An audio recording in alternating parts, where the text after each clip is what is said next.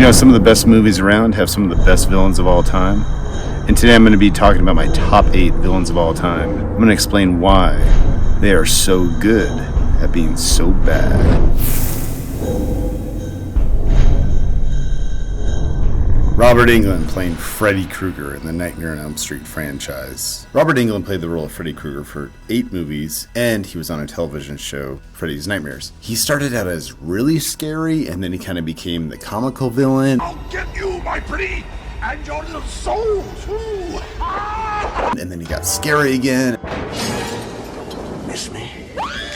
The personality that Robert Englund brings to Freddy. In the first one, he's so creepy, and his laugh and the way Robert Englund plays it. And then even the comical ones, it's still as good. Now I'm playing with power. And throughout the series, he really brought one of the most amazing villains I've ever seen in cinema. Robert Englund, you are for sure one of my top villains of all time as Freddy freaking Krueger. Alan Rickman, playing Hans Gruber in Die Hard. Alan Rickman plays a terrorist taking over the Nakatomi Towers on Christmas Eve, and everything would have worked good with his plan until John McClane came in. He's an intelligent villain that dresses nice and knows fashion. Nice suit.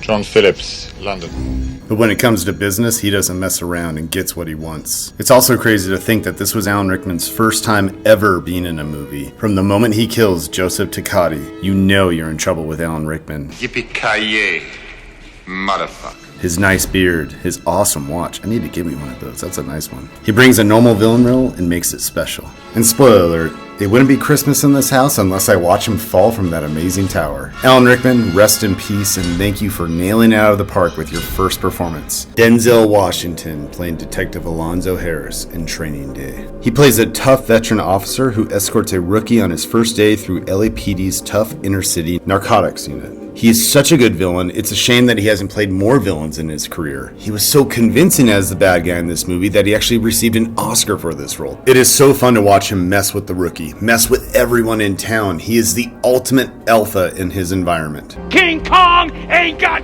shit on me. From the moment you meet him at the breakfast diner, you know you're going to have a good ride with this movie. Boom! You never know, that's the point. I love the scene where he gets Ethan Hawke's character high. Get it, good.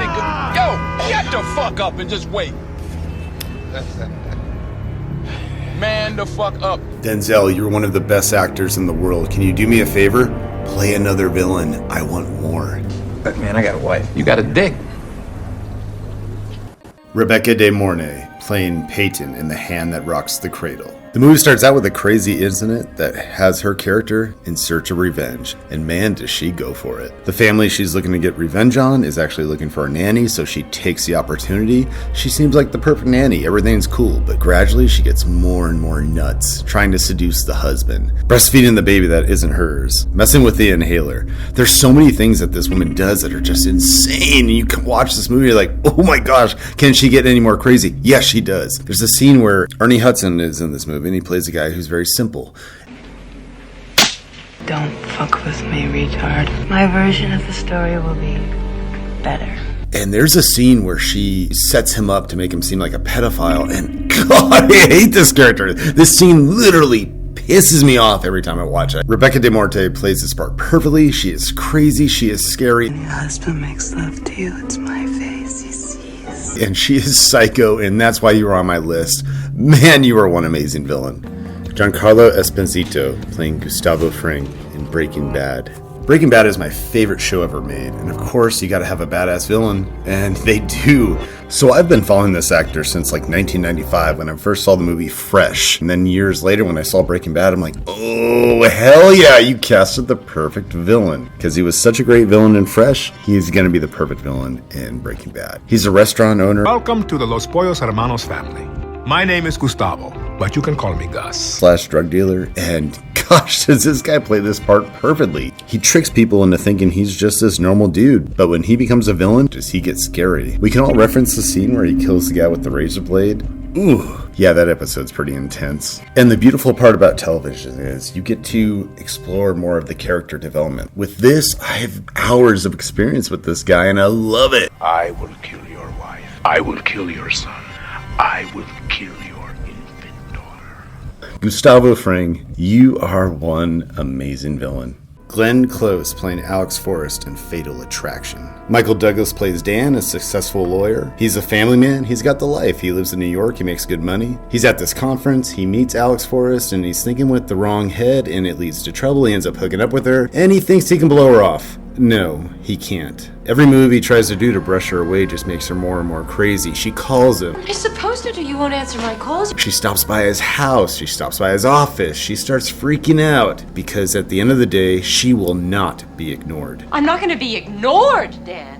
Glenn Close is scary. This movie shows you that you never cheat on your wife and your family. Always think with the right head, not that head. Because man, karma comes to get this guy. I mean, this movie is just one of the ultimate thrillers of all time.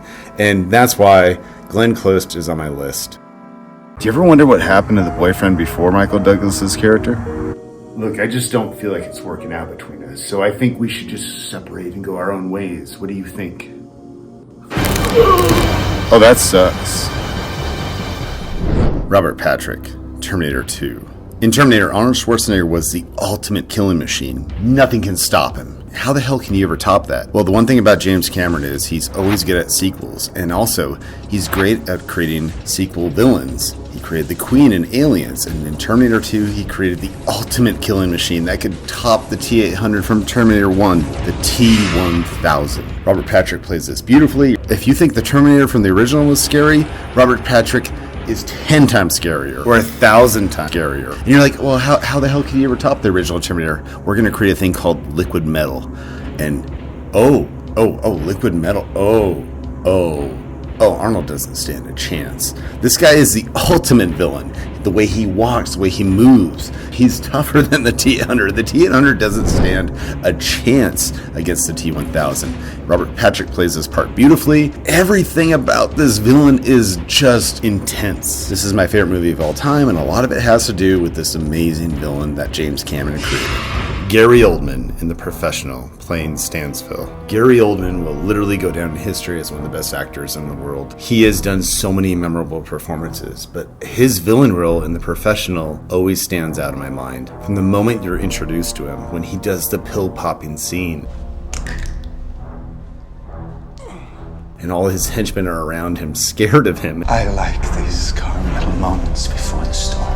And he goes in talking about Beethoven as he destroys a family. Did you like Beethoven? Couldn't really say. I'm gonna play this out. It's just crazy. Gary Oldman is literally at the top of his game in this movie. And his mannerisms, his quirks, the way he talks, everything about him in this movie is just gorgeous. The scene in the bathroom where Matilda tries to take him out, and then he comes in, does the pill, and then intimidates her. Oh, this scene is scary. It's when you start to become really afraid of death that you learn to appreciate life. Or the 1 minute scene in the Italian restaurant with Danny Aiello. And if you've seen The Professional, each one of us knows this scene. Bring me everyone. What do you mean everyone? Gary Oldman, you literally have brought the greatest villain of all time, in my opinion, to this movie. Thank you for this amazing performance in The Professional. And guys, if you have not seen this movie, watch it. He really is one incredible villain. And that's why he is at the top of my list. I'm dying to meet him. So that's my top 8 villains of all time. I think it's a pretty solid list if you ask me. Anyway, subscribe and like to the channel. And why the hell are there people in my house right now? I gotta go. Someone's breaking in my house. I'll see you guys around.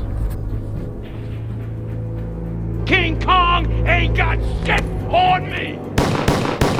Hell no, I'm not going out there to see Denzel. How'd you get in my place? I'm not going to be ignored.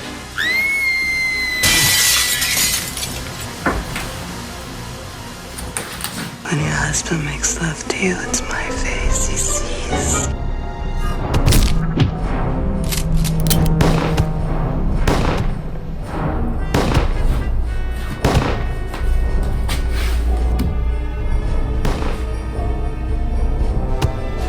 Oh, hell no, I don't want your chicken. Yippee-ki-yay, motherfucker. Do you really think you have a chance against us, Mr. Cowboy? Oh no.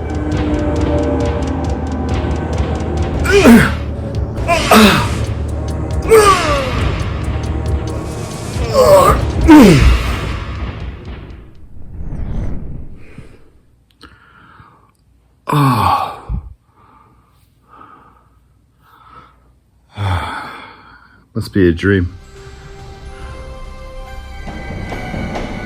Oh.